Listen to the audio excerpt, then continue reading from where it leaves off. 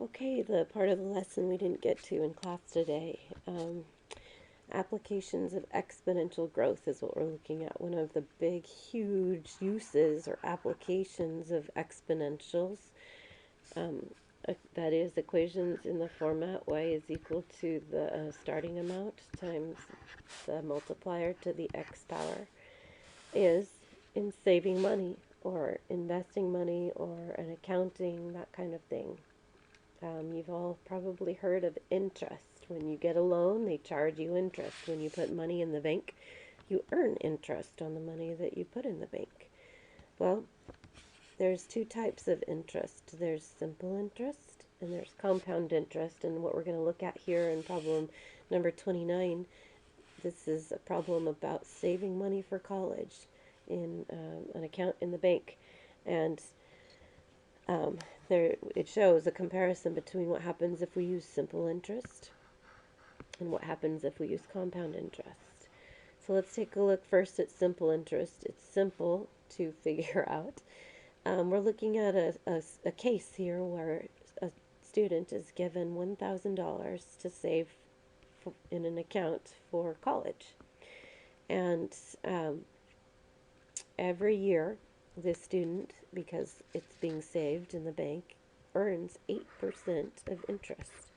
So it's 8% annual interest earned. And so 8% of $1,000 is $80. So what happens is we add $80 at the end of that year, and on the very first day of the new year, we have $1,080 because we kept the money in the bank for a year. The bank then invests the money, they use it, so the bank pays interest to hold our money. And then, look, hold on. I actually think I switched my tables here. I expected this one to be here and this one here. Ah, that's better, that's better, that's better. Okay. All right, so the first year we get $80 in interest, so we have $1,080. And then the next year rolls around and we get another $80 because that's 88% of the original investment. So we get another $80, and now we have $1,160. And then we get, in the third year, another $80 because we get 8% of our original investment, which is $1,000. So can we figure out how much we would get in the fourth year? Well, according to our pattern here, I see that we have a common adder. We're making $80 each year no matter what. So we can add the $80 to the $1,240. And now we have $1,320.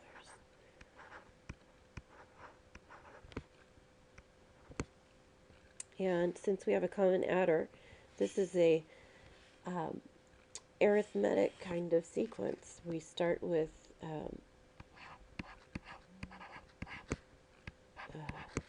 $1,000, and each year we're adding 80, so T of n plus 1,000 is our general equation for this situation. Now let's look at compound interest. Once upon a time, somebody said, hey, what if I were to take my money out of the bank after they paid me the interest? It's my $1,080, and I put it back in the bank. That's now my new initial investment. So shouldn't I be making 8% on my $1,080 instead? Right? That's your money. So I said, okay, well, why aren't we making more than that? We need to find what 8% of $1,080 is. Well, 8% of $1,080 actually happens to be 80, $86.40. So if we compare the two, we're getting $6.40 more in the second year than we would have under compound interest.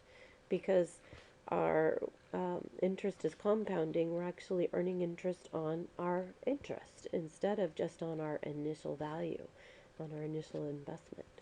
So the first year we get an addition of 80. The next year we get an addition of $86.40, and then the next year we get even more. And so, well, we're actually getting a common multiplier now. Do you see how it's not changing? So let's see what the multiplier would be.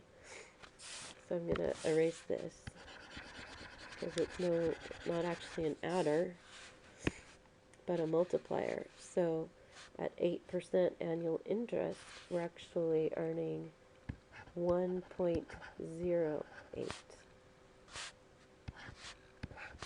as a multiplier. So if you take $1,000 and multiply it by 1.08, you get 1,080. If you take 1,080 and multiply it by 1.08, that's what gives us our $1,166.40. And then we multiply again by 1.08. And so we could figure out what our amount would be in the fourth year by multiplying again by 1.08. That would be $1,360.49.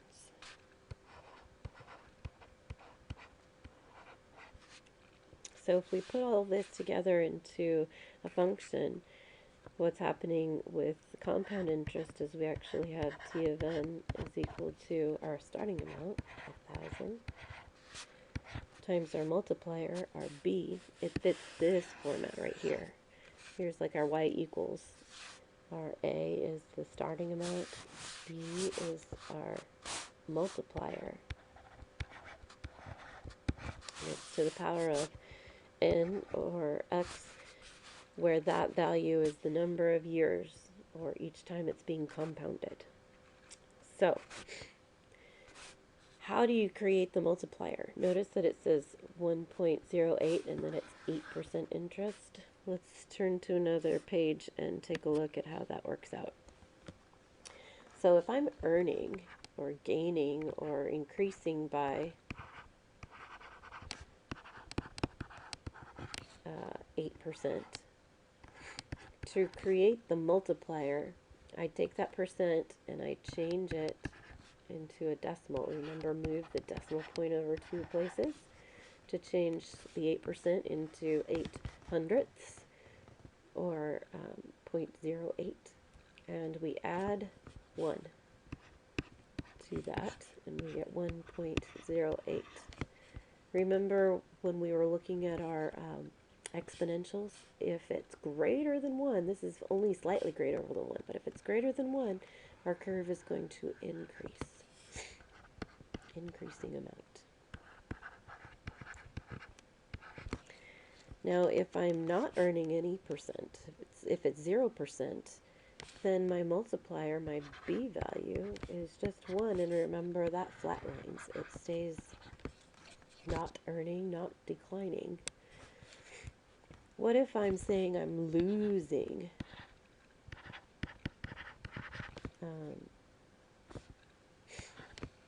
8%? Well, that's still in decimal form, 8/100ths, 0.08. And in this case, since I'm losing that amount, I'm going to subtract that from 1.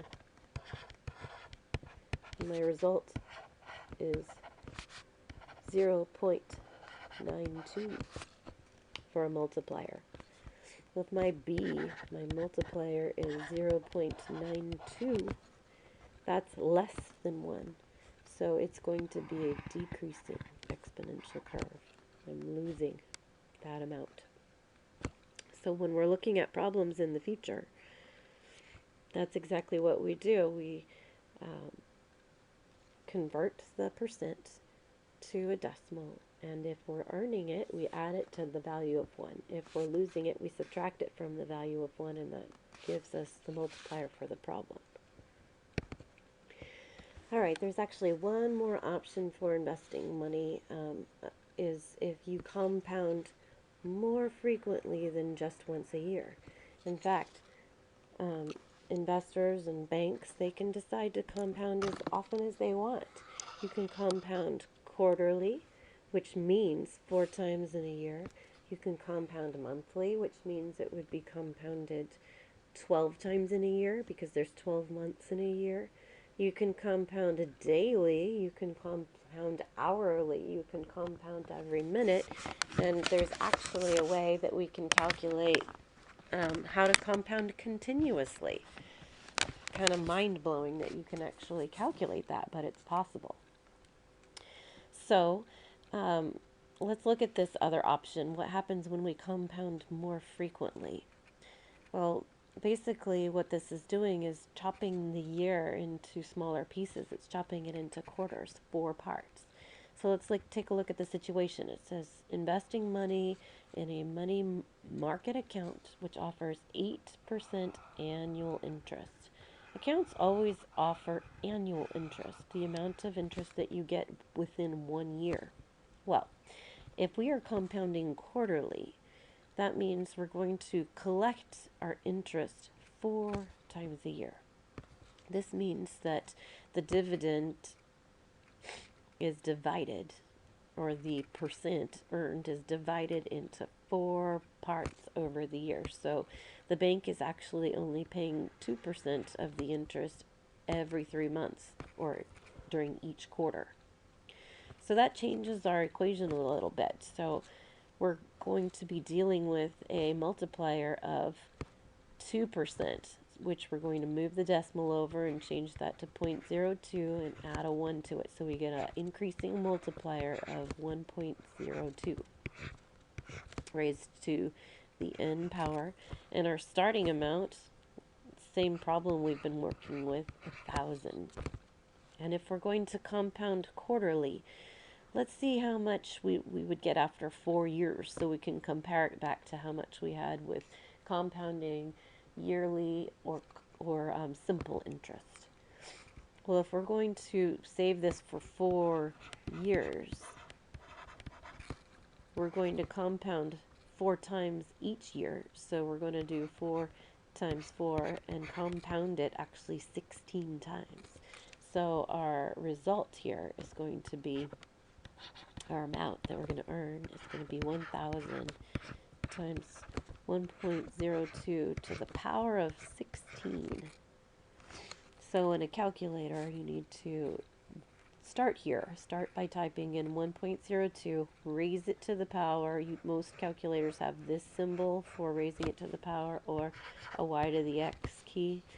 Raise it to the power of 16, and then multiply by 1,000, and we'll get our results. So what we get is $1,372.79. $1,372.79. So let's compare that. 1,372. Previously we had 1,360. So compounding more frequently actually earns us a little bit more money, because every time you compound, the next time we're compounding, you're earning money on the previous time that, or on the previous interest that you were given. And every time it's compounded, you get more interest payment. So the more frequently you compound, if you're saving money, the better. Now, if you've done a loan, you don't want it to compound very frequently, because the more often it's compounded, that means the more interest you're going to have to pay. Of course, banks are smart, and that's how they calculate it, because they want to get as much interest from you as possible. Okay, I think that covers the basics there for the 3 types of interest. Our simple interest, our compound interest and what happens when we compound more frequently. So use these ideas to do a few of the homework problems. That's it.